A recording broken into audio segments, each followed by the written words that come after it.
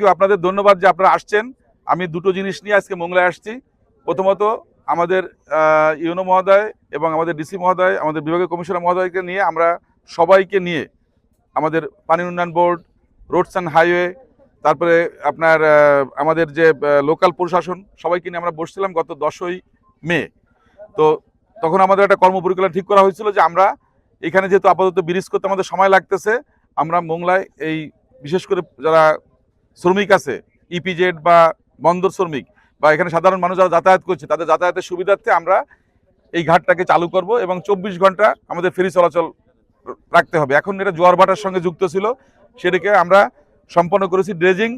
আজকে এখানে পন্টুনের যে কাজটা ছিল সেটাও শেষ হচ্ছে। আমরা আশা করছি আজকে বিকেল বা আগামীকাল সকাল থেকে এইটা আমরা 24 ঘন্টা চলাচল করতে পারবো। তো এটা আমাদের একটা প্রথম সাকসেস। পাশাপাশি এখানে আমরা দুটো ফেরি রাখতেছি, কারণ সকালবেলায় ভিড় অনেক বেশি থাকে। দুটো ফেরি আমরা অলরেডি নড়াইল থেকে একটা ফেরি কালকে এসে এখানে পৌঁছেছে। আমরা আশা করছি দুটো ফেরি চলাচল করলে মানুষের যাতায়াত অনেকটা সহজ হবে এবং 24 ঘন্টা এখান থেকে রুগী বা যে কোনো ইমার্জেন্সি গাড়ি পার করা এটা সহজ হবে। তো ইনশাল্লাহ আমাদের কমিটমেন্ট অনুযায়ী আমরা এটা মোটামুটি চেষ্টা করব এটাকে চালু রাখার জন্য। এবং পরবর্তীতে যদি ড্রেজিংয়ের দরকার হয়, যেহেতু এই ঘষিখালী মোংলা চ্যানেল সবসময় ড্রেজিংয়ের পরে আসে, সুতরাং সেই ড্রেজারকে দিয়ে আমরা এই ফেরি চলাচলটাকে যে কোনোভাবে হোক ফুল টাইম চালু রাখার চেষ্টা করবো ইনশাল্লাহ। এটা হলো একটা। আর দ্বিতীয়ত, মোংলার আমাদের পৌরসভার মূল প্রাণ হচ্ছে ঠাকুরানী খাল। এই খালটা দীর্ঘদিন থেকে অবৈধ দখল বা বিভিন্ন ধরনের বর্জ্য ফেলে এটাকে একেবারেই ব্যবহারের অনুপযোগী হয়ে গেছিলো এবং পানি স্রোত ছিল না। তো যার জন্য আমরা গত 26 তারিখে, এটা মে মাসের 26 তারিখে আমরা উদ্যোগটা নিয়েছিলাম যে এইটাকে আমরা প্রথমত পরিষ্কার করব। তো আমাদের ইউনো মহোদয়, অর্থাৎ উনি মোংলা পৌরসভার প্রশাসক, সেই হিসেবে উনি উদ্যোগ নিয়ে এটাকে পরিষ্কার করেছেন।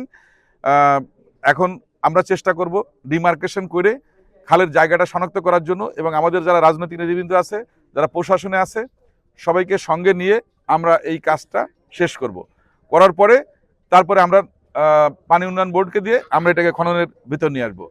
তো এইটা হচ্ছে, আশা করি যে এটা যদি হয়ে যায় তাহলে এখানকার একদিকে যেমন মনে করেন ডেঙ্গু, চিকুনগুনিয়া বা অন্যান্য রোগের যে আশঙ্কা সেটা থাকবে না, পাশাপাশি এখানকার বায়োডাইভার্সিটি বা জীববৈচিত্র্য সেগুলো পূরণ হবে, শহরের সৌন্দর্য বৃদ্ধি পাবে।